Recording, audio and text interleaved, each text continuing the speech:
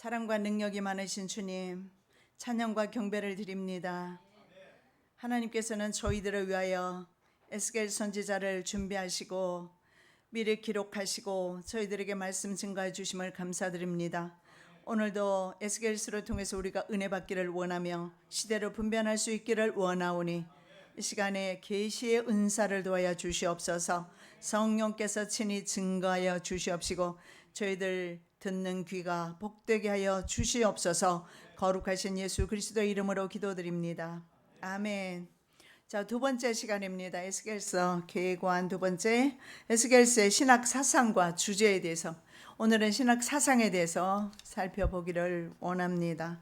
자, 에스겔서의 가장 중요한 사상, 좀 신학적인 문제가 있습니다. 에스겔서는 바벨론 포로되었을 때 에스겔이 포로되온 후에 포로된 선지자로서 말씀 선포하기 때문에 가장 큰 신학적인 이슈, 신학적인 문제는 이스라엘 백성들에게 있어서 가장 큰 신학적인 문제는 예루살렘 성전 파괴입니다. 어떻게 하나님의 성전이 파괴될 수 있을까 하는 문제입니다. 그리고 또 하나입니다. 다윗 왕조가 어떻게 상실될 수 있을까? 사무엘상 말씀에 보면, 사무엘상 말씀에 보면 7장 말씀에 분명히 다윗 왕조를 견고케 하시겠다, 그의 집을 견고케 하시겠다 하나님의 약속하셨고, 다윗 왕조가 북이스라엘이 9개 왕조가 바뀌는 대신에 다윗 왕조가 계속해서 한 그 왕조가 계속해서 지속이 되었습니다.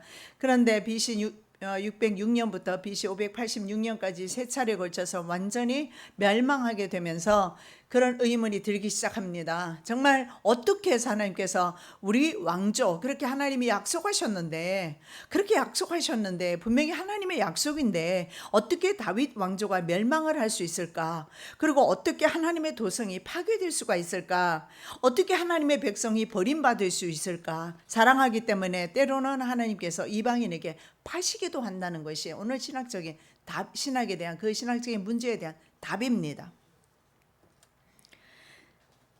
이스라엘 백성들은 선민입니다. 그런데 어떻게 이방 민족에게 팔려갈 수 있을까? 멸망당할 수 있을까? 그래서 하나님의 선민 이스라엘 백성이 외국 군대에 포로되는 상황이 1장 2절에 나와 있죠.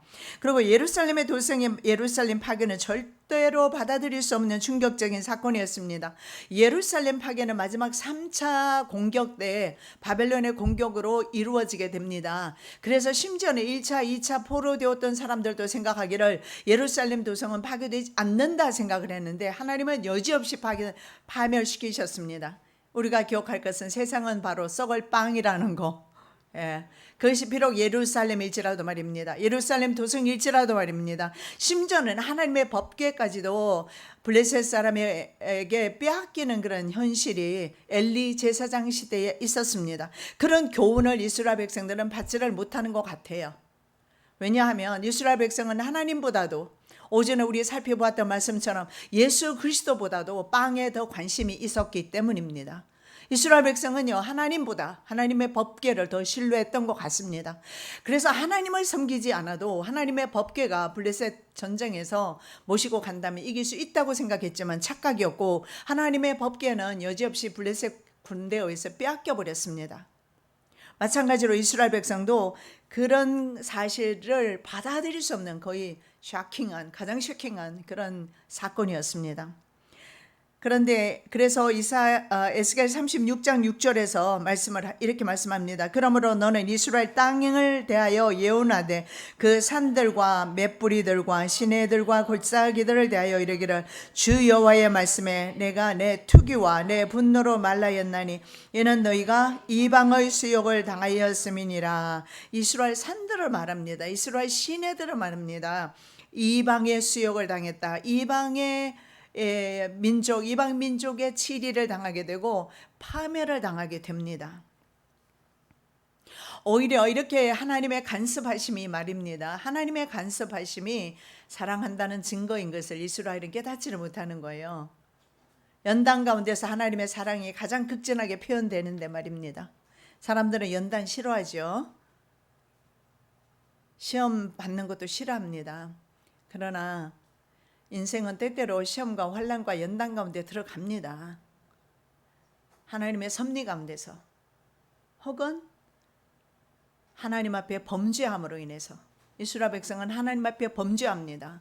하나님 외에 다른 우상을 섬깁니다. 그래서 이스라엘 백성들은 포로될 수밖에 없었던 비참한 상황에 놓이게 됩니다. 그래서 이스라엘 국가의 절망적인 상황을 에스겔은 마른 뼈들로 표현하고 있습니다. 또 내게 이르시되 인자야 이 뼈들은 이스라엘 온 족속이라 그들이 이르기를 우리의 뼈들이 말랐고 우리의 소망이 없어졌으니 우리는 다 멸절되었다 하느니라. 예, 맞습니다. 그들은 생각하기를 국가가 없어졌습니다. 국가 종교도 물론 국가 종교도 없어지게 됩니다. 그래서 그들은 생각하기를 뼈들은 말랐다. 어느 정도 말랐는가? AD 70년에 이 사건은 70년 바벨론 포로를 가리키지만 나중에 후에는요. AD 70년에 멸망하고 독립할 때까지 이스라엘이 독립할 때까지 거의 1900년 동안 뼈들이 바싹 말랐습니다. 그리고 소망이 끊겼습니다. 그리고 1900년 동안 나라가 없는 상태에서 나라를 회복한 이에는 이스라엘밖에 없어요. 그래서 하나님께서 에스겔을 통해서 회복을 말씀하기 때문에, 왜냐하면 에스겔에게 말씀하셨잖아요. 뼈들에게 대은해라, 생기를 불어 넣어라 말씀하셨던 것처럼 하나님께서 생기를 불어 넣으셨어요. 대원하여서 뼈들이 살아났습니다. 그래서 이스라엘은 극히 큰 군대가 되었어요. 오늘날 이스라엘은 적어도 주변의 아랍 국가들을 능히 상대할 수 있는 그런 핵무기를 갖춘 그런 강력한 군대가, 하나님의 군대가 되었습니다. 자, 이스라엘 국가의 절망적인 상황이 바로 바싹 마른 뼈들로 표현되었고, 그러나 이제는 회복되었다는 것은 이제는 주님의 오실 때가 임박했다는 사실. 이스라엘의 독립을 통해서, 이스라엘이 독립한 것은 무화과 나무 잎사귀가 말랐다가 무화과 나무 잎사귀가 다시 이제 잎사귀를 맺게 되고 그 잎사귀가 맺어지면서 여름이 가까운 줄 알라고 말씀하십니다. 예수님께서. 그래서 이스라엘의 독립을 또한 그것도 의미합니다. 이스라엘이 독립이 되었다는 것은 주님 오실 때가 임박했다는 사실을 알 수가 있습니다. 자, 이런 상황에서 이스라엘 백성은 물론 1900년 동안 나라가 없어진 상황은 아니에요. 그보다도 훨씬 지금으로부터 더 오래전 이야기를 지금 하고 있는 거예요. 거의 한 2600여 년 전의 이야기를 하고 있는 것입니다. 그때 그들은요 바벨론에 70년 동안 포로로 가게 됩니다. 자, 이러한 상황에서도 소망이 있는가? 의문이 들 수밖에 없어요. 내 가정에 이러한 어려운 일들이 있는데, 내가 도저히 이건 참 이겨낼 수 없는 이런 일들이 있는데 그럼에도 불구하고 소망이 있는가? 답은 소망이 있다라는 거예요. 그 소망은 물론 여기에서 말하는 소망은 천년 왕국에 대해서 말씀하는 바로 성전을 말씀하고 있어요. 성전이 소망이다. 이 성전은 바로 우리가 앞으로 들어가게 될 새 예루살렘 도성 하나님의 나라가 될 것입니다. 소망이 있다라고 말씀합니다. 외적 소망이 다 사라진 가운데서도 하나님께서는요 하나님의 영광을 보여주세요. 하나님의 영광을 보여주시고 영적인 생물들을 통해서 하나님은 여전히 세계를 통치하고 계시고, 로마서 말씀해 보면 하나님께서 만물을 이끌고 계심을 말씀하고 있어요. 하나님께서 만물을 지으시고 그리고 만물을 붙들고 계시고 계심을 볼 수가 있습니다. 그래서 영적 생물을 통해서, 영적 생물들의 활동을 통해서 하나님은 여전히 일하고 계신다. 그리고 역사의 주인으로 인간사를 이끌고 계신다. 여러분, 히스토리는요, his story입니다. 그의 스토리예요. 누구 스토리예요? 하나님의 이야기입니다. 세상이 사람들이 마음대로 역사를 쓴다 할지라도 결국 세상 역사는 예수 그리스도에 관한 역사를 쓰고 있다는 사실을, 왜냐하면 하나님께서는 하나님의 방식대로 지금도 이 지구를 이끌고 계시기 때문에 그렇습니다. 만물이 그로 말미암았고 그로 통치되고 있고 그에게로 돌아가기 때문에 그렇습니다. 궁극적으로는, 결론적으로 말씀드리면 새 성전, 에스겔 40장부터 나오는 새 성전입니다. 새 성전을 통해서 미래에 나타날 메시아 왕국입니다. 메시아가 통치하시는 그 왕국이 답입니다. 답은 우리 인생 모든 의문과 그리고 고난과 연단 가운데 답은 바로 왕국입니다. 하나님의 나라입니다. 그 나라가 궁극적으로 우리에게 주어지기 때문에 그곳을 향해서 우리는 다름질하고 있기 때문에 이런 일 저런 일 겪으면서도 우리는 그 나라를 향해서 지금 가고 있어요. 비관적으로 말하면 우리는 늙어서 죽는다고 볼 수가 있지만, 그러나 우리는 사실은요 새 생명을 향해서 가고 있다라는 거예요. 보네포 목사님 말씀하신 것처럼 그는 부활절 아침에 사형장에서 이슬로 사라졌지만 그는 말하기를 나에게는 지금 이제 새 생명이 시작되려 하고 있다. 세상에서는 생명이 끝났지만 천국에서의 새 생명이 시작되고 있다라고 말했던 것처럼, 사실은 우리는 늙어가는 것이 아니라 그 새 생명을 향해서, 저 천성을 향해서, 하나님 나라를 향해서, 주님 계신 그곳을 향해서 지금 걸어가고 있음을 믿으시기 바랍니다. 그래서 늙는 것 가지고 너무 고민하지 마시고 늙는 대로 버려두십시오. 아마 천국에 갔을 때는 다시 다 고쳐질 거예요. 늙은 모습 그대로 있지는 않을 것 같아요. 가장 아름다웠던 모습으로 우리의 모습은 변화될 겁니다. 변화승천 변화된 모습, 그 변화산에서 변화된 예수님의 변화된 모습, 엘리야와 모세와 함께한 변화된 모습에서 우리가 볼 수 있는 것처럼. 그리고 저기 누굽니까? 모세 말입니다. 모세 얼굴이 하나님의 영광을 경험했을 때 모세 얼굴이 어땠어요? 빛나지 않습니까? 우리는 아마 빛나는 모습일 거예요. 이렇게 빛나는 얼굴로 완전히 변화될 거예요. 자, 그래서 새 성전을 통해서 바로 나타날 미래의 메시아 왕국이 답입니다. 그리고 북방에서 오는 구름이 있어요. 북방에서 온 구름과 불로 현현된 하나님의 쉐키나 영광입니다. 특히 에스겔에는 하나님의 쉐키나 영광에 대해서, 하나님의 영광 쉐키나에 대해서 많이 말씀하고 있어요.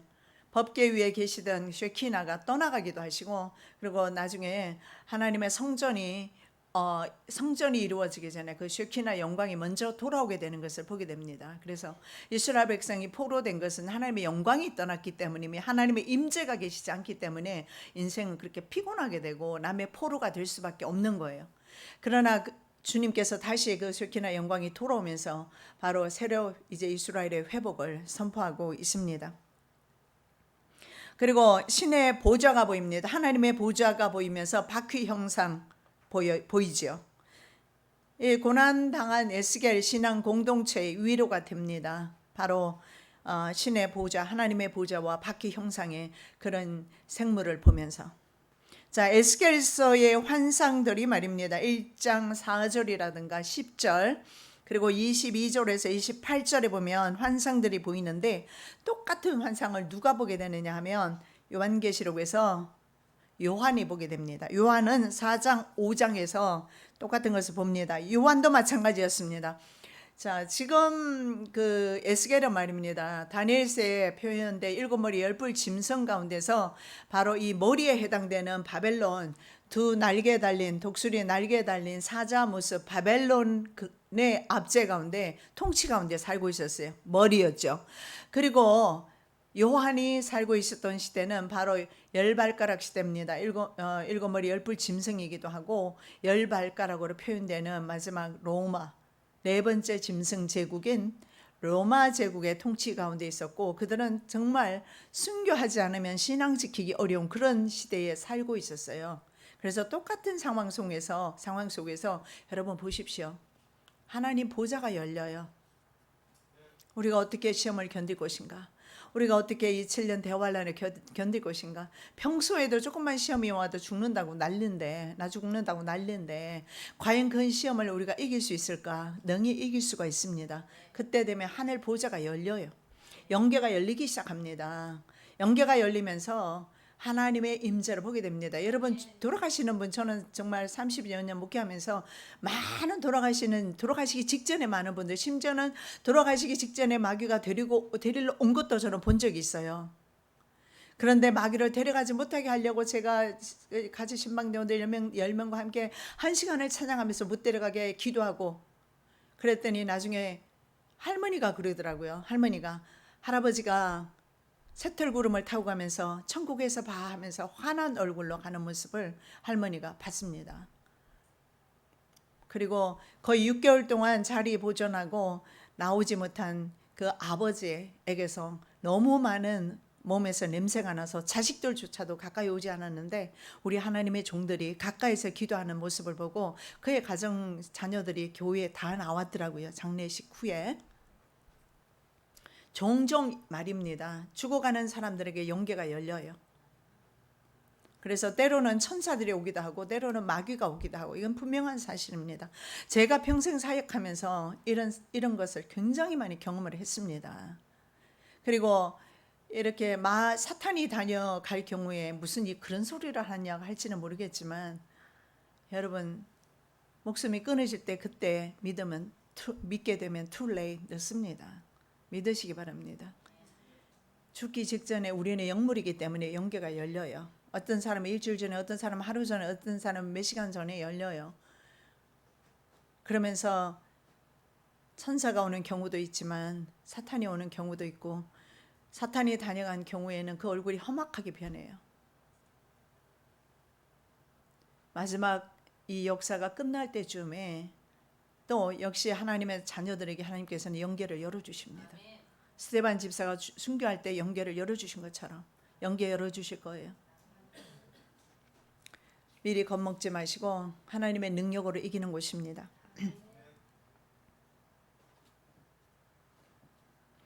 자, 요한 신앙 공동체도 마찬가지였습니다. 그들 또한 하나님의 보좌를 보게 됩니다. 주님 하나님의 보좌 우편에 서신 예수 그리스도의 모습을 보게 됩니다. 영광스러운 주님의 모습을 보면서 신앙에서 승리했습니다. 에스겔 또한 1장에서 그러한 영적 생물들을 보게 됩니다. 그 영적 생물들이 무엇입니까? 바로 불병거를 보게 돼요. 그리고 불수레로 보게 되면서 그들의 활동을 통해서 여전히 하나님의 종들은 활동하고 있고 하나님의 역사를 주관하고 계시면서 역사를 이끌고 계신다는 사실을 에스겔은 보게 되는 겁니다. 여러분 에녹을 데려가실 때 그리고 엘리야를 데려가실 때 하나님께서 사용하셨던 것이 바로 불수레와 불말입니다. 열왕기하 2장 11절 말씀에 보면 불수레와 불말이 나타납니다. 그리고 회오리 바람이 나타나면서 엘리야를 불수레와 불말이 나타나면서 엘리야와 엘리사 사이를 내고 그리고 회오리 바람이 바로 엘리야를 감아서 하나님 나라로 옮겨갑니다. 아마 이 마지막 때도 이러한 일이 일어나지 않을까 저는 그런 생각을 해봅니다. 시편 146편 10절 말씀에 보면 이런 말씀이 있습니다. 여호와는 영원히 다스리시고 계십니다. 미리 낙심할 이유 없습니다. 그리고 내 눈에 보이는 환경 때문에 불안해할 이유도 없습니다. 주님께서 다스리세요. 인류 역사를 다스리시고 그리고 내 개인 인생을 다스려 주시고 주님은 통치하시는 분, 인생 모든 주권을 가지고 계시는 분이 바로 하나님이세요. 자, 이 환상을 통해서 영광의 하나님은 모든 피조 세계를 다스리는 절대 권력자로서 전지전능하시고 그리고 무소부재하시며 무한하신 분임을 드러내고 있습니다. 에스겔은 이와 같은 영광의 체험을 바벨론에서 3장 23절, 예루살렘 성전에서 8장 3절에서 6절, 성전 문지방에서 9장 3절, 10장 4절, 그리고 회복된 성읍과 성전에서 43장 2절에서 7절, 44장 4절에서 계속적으로 경험하고 있습니다. 여러분, 기독교는 경험의 종교입니다. 하나님께서 말씀하시고 하나님의 은사를 체험하고 이런 것을 이해하지 못하는 사람들이 있습니다. 이해하지 못하는 이유는 본인이 경험하지 못했기 때문에, 그 나라를 경험하지 못했고 하나님의 역사를 경험하지 못했고 하나님의 음성을 듣지 못하기 때문에 이해하지 못하는 거예요. 에스겔서의 주요 신학사상은 바로 징계 가운데 있지만 여전히 하나님의 초점은 이스라엘 백성에게 있다는 거예요. 그래서 우리가 세상 살면서 어려운 일을 당한다 할지라도 하나님이 아주버린 것이 아니다. 자, 이 환상을 통해서 영광의 하나님은 모든 피조 세계를 다스리는 절대 권력자로서 나타난다고 말씀하셨죠. 그래서 이런 경험을 통해서 에스겔은 확실히 알았습니다. 아, 이렇게 철저하게 국가가 망하고 교회가 망했는데도 불구하고 하나님은 여전히 일하고 계시는구나, 이것을 믿게 되었습니다. 그래서 에스겔은 비록 징계 가운데 있지만 여전히 하나님의 백성은 하나님의 사랑을 받고 있다라고 믿게 되는 것입니다. 그래서 에스겔서는 이스라엘 백성이 이방 민족에 포로된 이유와 함께 회복에 대해서 말씀하세요. 회복. 하나님은 언제나 그래요. 징계도 하시지만 회복도 하십니다. 자, 에스겔은 그래서 사실은 어떻게 보면 정말 가장 고난당하는 시기에 기록된 말씀이지만 바로 회복과 축복의 메시지를 전하고 있다는 사실을 볼 수가 있습니다. 그래서 주로 계시적인 환상과 비유를 많이 사용합니다. 그런데 이러한 현상들이 마지막 때 남녀 종들에게 부어주신다고 요엘 선지자가 예언하고 있습니다. 후에 내가 내 신을 만민에게 부어주리니 너희 자녀들이 장래일을 말할 것이며 너희 늙은이는 꿈을 꾸며 너희 젊은이는 이상을 볼 것이며, 우리 교회가 이상을 보고 우리 교회가 꿈을 꾸고 우리 교회가 계시를 하고 우리 교회가 예언을 하는데 문제 있습니까? 마지막 때 요엘을 통해서도 분명히 말씀하고 있지 않습니까? 저는 말씀대로 믿습니다. 성경에 가장 많이 사용되는 구절이 있어요. 내가 여호와인 줄 알리라. 에스겔서의 말입니다. 내가 여호와인 줄 알리라. 이 관련 구절 18개를 빼고도 총 54회 내가 여호와인 줄 알리라. 내가 너희의 여호와인 줄 알리라. 내가 너희의 하나님인 줄 너희는 알지어다 라는 말씀이요, 관련 구절 합치면 모두 72회나 사용되고 있어요. 여기서 볼 수 있는 게 뭡니까? 예수를 믿지만 예수를 모르기 때문에 오는 환난과 연단이 굉장히 많다라는 거예요. 이스라엘 백성은 하나님의 선민임에도 불구하고 하나님을 몰랐어요. 여호와가 하나님인 줄 몰랐습니다. 그래서 주님께서는 스스로 계속 자신을 계시하고 계시는 거예요. 내가 여호와인 줄 너희는 알지어다. 이스라엘 백성을 대적한 이방 민족들은요, 하나님께 심판을 당합니다. 25장에서 32장까지 보면 이방 민족 역시 가만두지는 않습니다. 왜냐하면 하나님의 백성을 쳤기 때문에.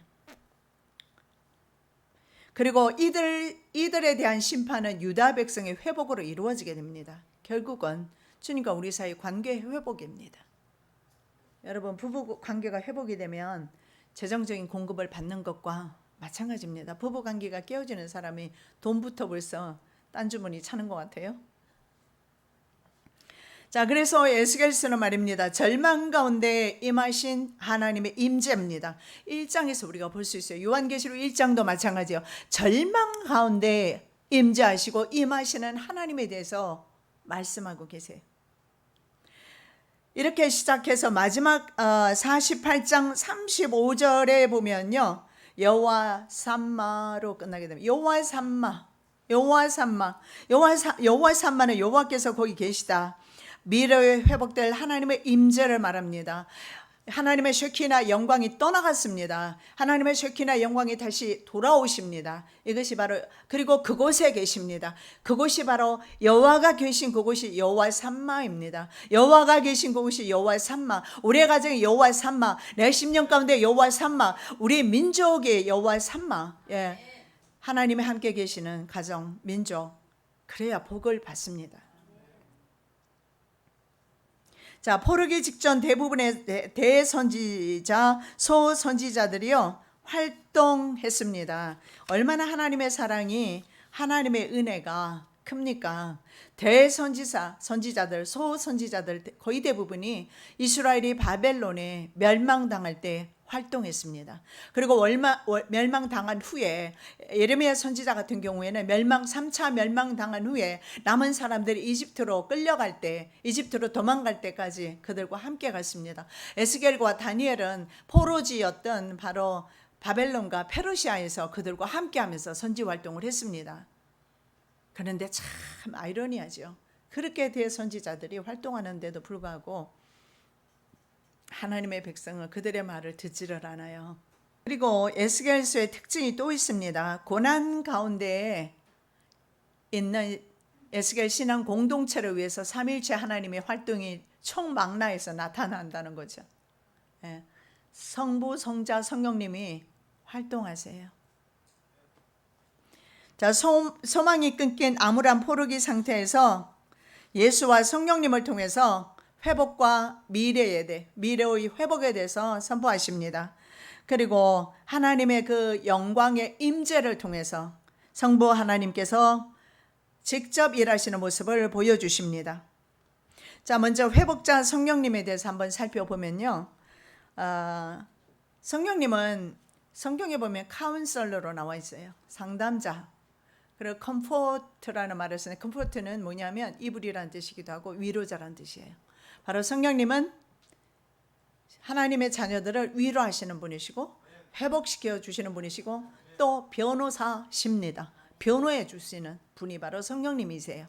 그래서 성령님이 우리가 생각할 때는 사도행전 2장에 성령님이 처음으로 나타나셨구나. 그렇지 않아요.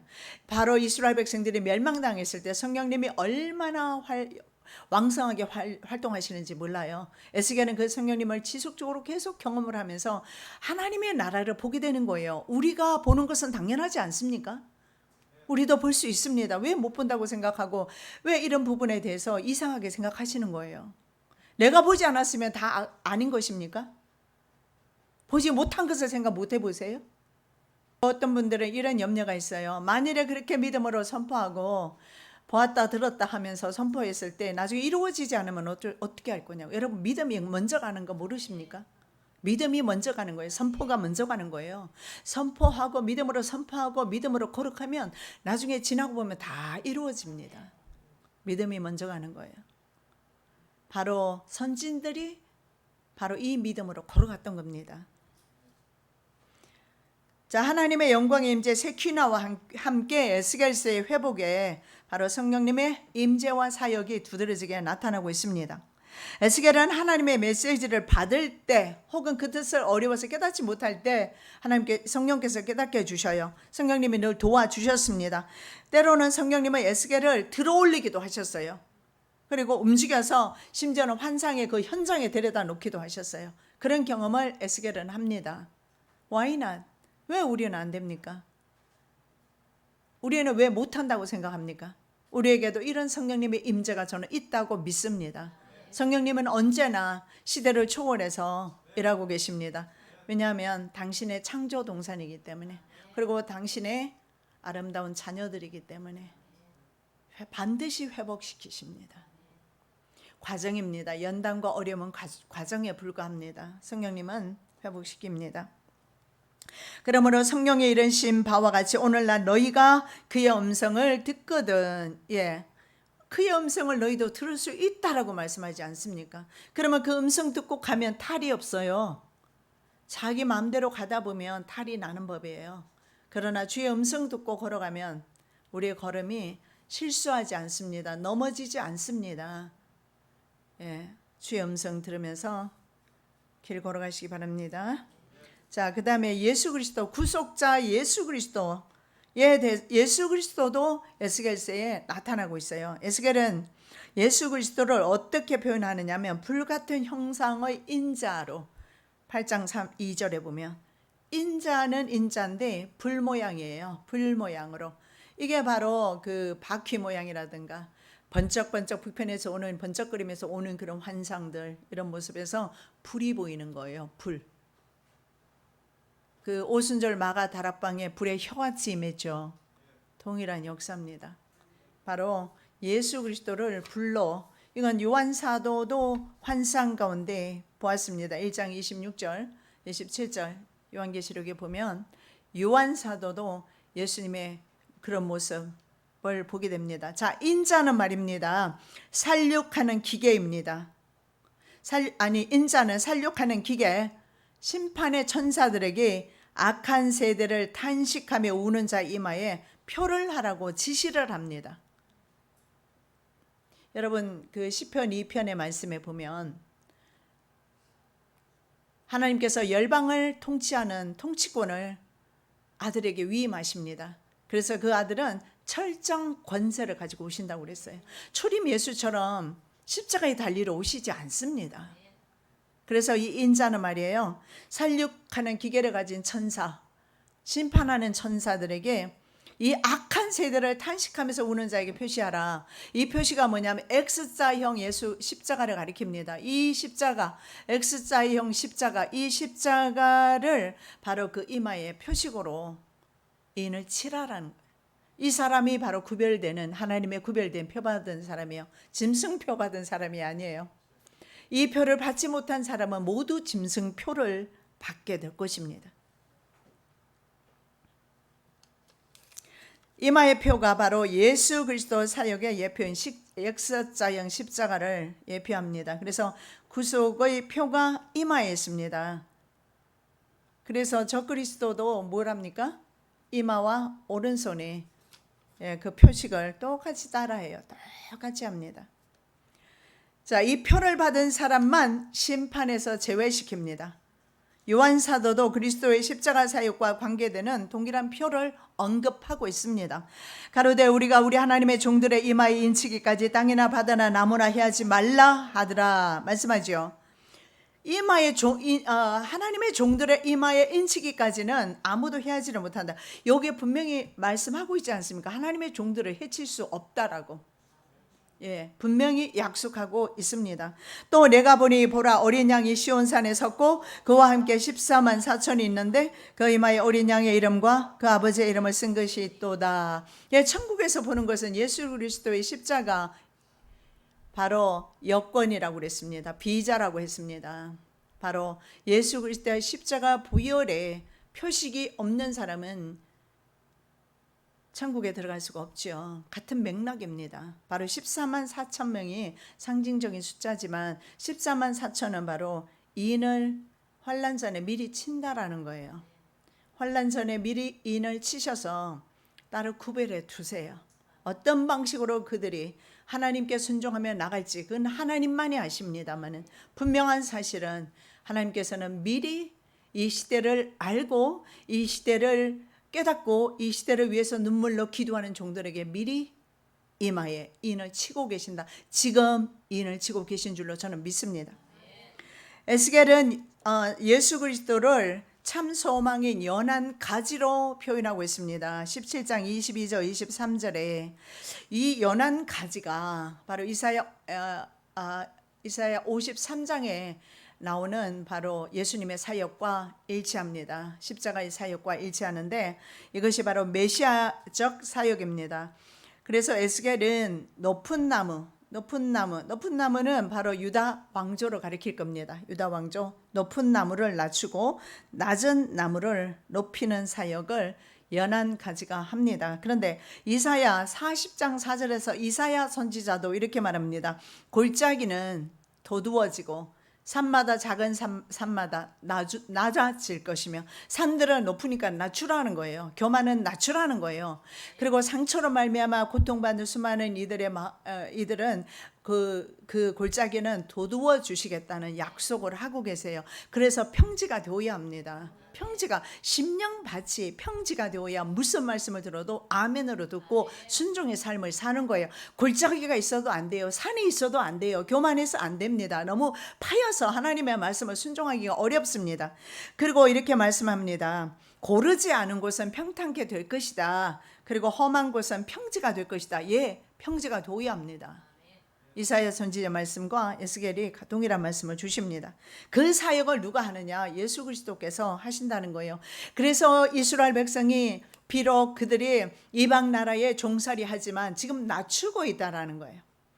유다 왕조를 너무 교만해서 낮추고 있다라는 거예요. 혹시나 우리는 교만하지는 않습니까? 아니면 너무 상처가 많아서 골짜기가 너무 파여 있지는 않습니까? 둘 다 바람직한 신앙생활하는 신앙인은 아니에요. 평지가 돼요. 평지가. 과거는 잊어버리셔야 합니다. 과거에 어떤 상황 속에 있었든지 잊어버려야 되고 내 현재 위치가 얼마나 높은 위치에 있든지 간에 얼마나 잘난 위치에 있든지 간에 그것도 또한 내려놓으셔야 합니다. 언제나 어제도 중요하지 않고 미래도 중요하지 않고 현재적으로 우리의 신앙은요 평지가 되어 있어야 합니다. 현재의 평지가 미래도 평지가 될 것이에요. 그래서 예수 그리스도를 한 목자, 로이의 하드, 한 목자라고 여호와 로이라고 시편 23편에는 말씀하죠. 그렇게 표현합니다. 영원한 왕 나시, 이렇게 표현합니다. 그래서 영원한 왕 예수 그리스도께서 바로 하나님의 성도를 낮추기도 하시고 때로는 연단을 통해서 낮추기도 하시고 또 너무 세상에 너무 찌들어 있는 사람들, 그래서 상처 많은 사람들은 때로는 그 마음을 위로하시고 회복시켜 주셔서 평지가 되게 하시는 사역을 하십니다. 자, 구원자 성부 하나님, 너희로 나를 여호와인 줄 알게 하려 함이라. 아까도 제가 말씀드린 것처럼 내가 여호와임을, 여러분 이 여호와라는 뜻에서 얼마나 많은 우리에게 주는 요구가, 책임과 의무가 포함되어 있는지 알 수가 있어요. 여호와, only one이에요. only one. 이스라엘 백성은요, 여호와 외에도 너무 많은 신이 있었습니다. 그 너무 많은 신을 받아들이기 시작한 왕이 솔로몬 왕입니다. 그래서 솔로몬 왕의 세금 중수가 666이었어요. 그분이 구원 받았을까요, 안 받았을까요? 그런 거 질문하지 마시고, 성경에는 없으니까. 없는 거 자꾸 골치 아프게 뭘 생각합니까? I don't know. 그러나 분명한 것은 그가 죽었을 때 이방 왕비들이 너무 많았고 그 이방 왕비들이 전국에 우상 숭배를 하게끔 이방 신들을 너무 많이 신상을 세워 놓았다라는 거예요. 북이스라엘은 말할 것도 없죠. 여로보암이 처음부터 베델과 단에 이방 신상들을 세웠습니다. 그래서 그들에게는 하나님이 여호와가 되질 못했어요. 저와 여러분 어떠십니까? 정말 하나님께서 나의 여호와이십니까? 내 안에는 하나님은 하나님만 계시기를 원하세요. 여호와께서는요, 내 마음 안에, 내 가정 안에 하나님만이 계시기를 원하세요. 우리 유 집사님 전에는 제사 드리지 않는다고 머리채 잡고 했는데 집안 식구들이 둘러앉아서 이번에는 예배 드리는 모습을 사진을 찍어서 보냈는데 전 단톡에 올린 줄 알았는데 단톡에 올렸으면 은혜될 뻔했어요. 참 은혜가 됐습니다. 나에게 달렸어요. 내가 내 안에 여호와가 되시면, 하나님의 여호와가 되시면 내 가정이 여호와가 많이 하나님이 되세요. 내가 그렇게 하면 되는 거예요.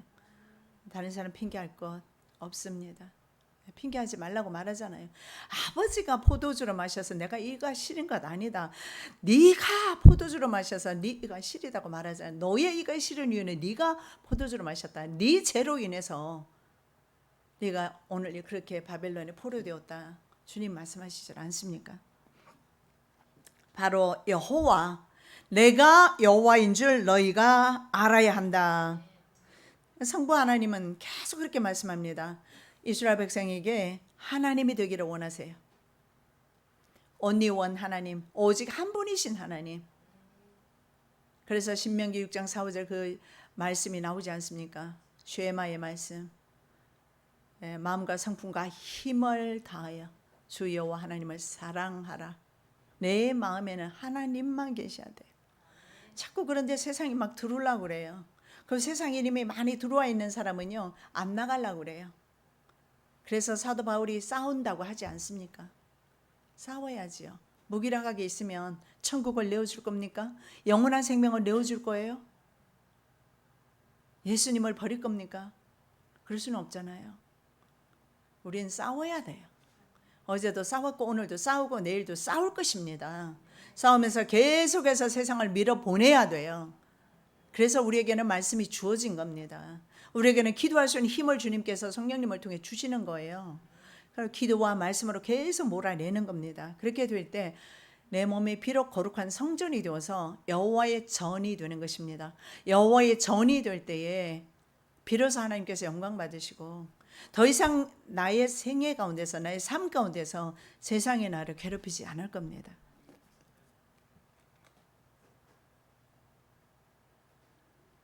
자, 1장에서 불전차를 타고 온 세계를 막 종횡무진 활동하시는 무협지에 나오는 하나님 같아요. 막 나와요. 이런 모습을 통해서 이스라엘은 여전히 불전차를 타고 다니시는 능력의 하나님, 권능의 하나님, 세상을 통치하시는 만왕의 왕 되시는 하나님이심을 증거하고 있어요. 1장에서. 그래서 성부 하나님은요, 열국의 목전에서 그리고 내 거룩한 이름 여호와의 거룩이라는 주제와 계속 연결되어서 심판과 구원을 행하시고 유다에게는 구원을 베푸시는 하나님으로 계시되고 있어요.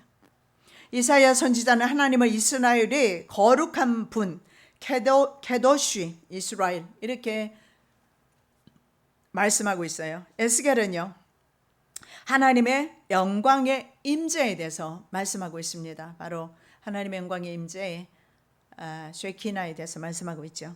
우주를 통치하시는 하나님이 1장에 나와 있고, 그리고 43장에 보면 성전의 영광으로 임하신다. 하나님의 성전에 영광으로 임한다. 여러분, 비록 우리 지금 성전은 에스겔 40장에 나오는 그런 천년 왕국 성전은 비록 아닙니다만은, 그러나 오늘날 우리가 예배드리는 것, 오늘 우리가 이 자리에 있는 것, 이거 천년 왕국 성전에서 앞으로 하나님의 나라에서 있게 되는 바로 예배를 현재 우리는 미리 드리고 있다라는 사실을 믿으시기 바랍니다.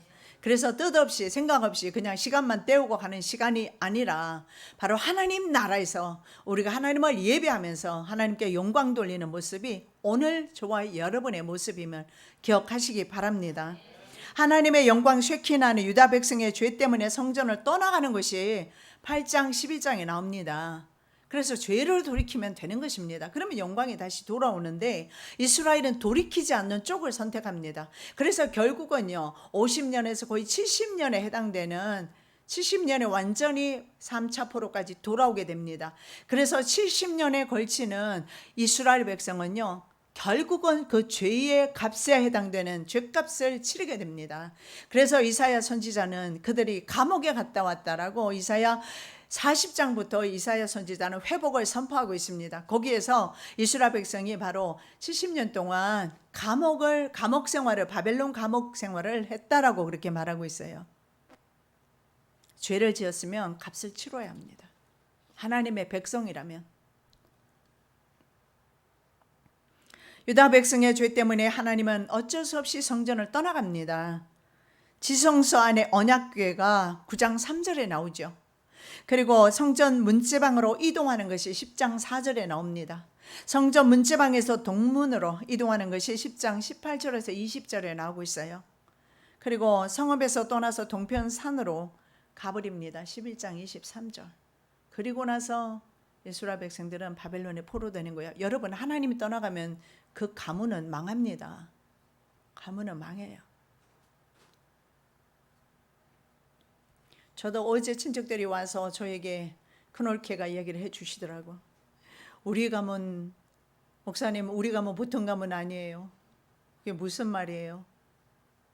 외가쪽 할아버지가 현충원 형충원 맞아요? 동작동에 있는 거기에 묻혀 계시고, 친가 쪽 할아버지는 대전에 계시고, 그런 집안입니다. 독립운동 하시다가. 여러분, 우리는요, 하나님의 영광이 떠나면 보잘것없는 인생, 보잘것없는 가문, 보잘것없는 가정, 비참한 가정으로 전락할 수밖에 없어요. 왜냐? 하나님이 사랑하시니까. 연단을 주지 않으면 하나님을 섬기지 않으니까. 사람들은 자꾸 하나님을 떠나니까. 세상이 너무 좋지 않습니까? 요즘 세상 5G 시대에, 초시대에 아주 뭐 얼마나 편리하고 집안에서 모든 거 다 할 수 있어요. 얼마나 좋은 세상에 우리가 살고 있습니까? 뭘 교회까지 옵니까? 집에서 인터넷으로만 예배 드리면 되지. 그렇죠? 예수님이 말씀하셨잖아요. 마지막 때는 모이기를 피하는 시대에 살게 될 것임을 우리는 지금 눈으로 목도하고 있어요.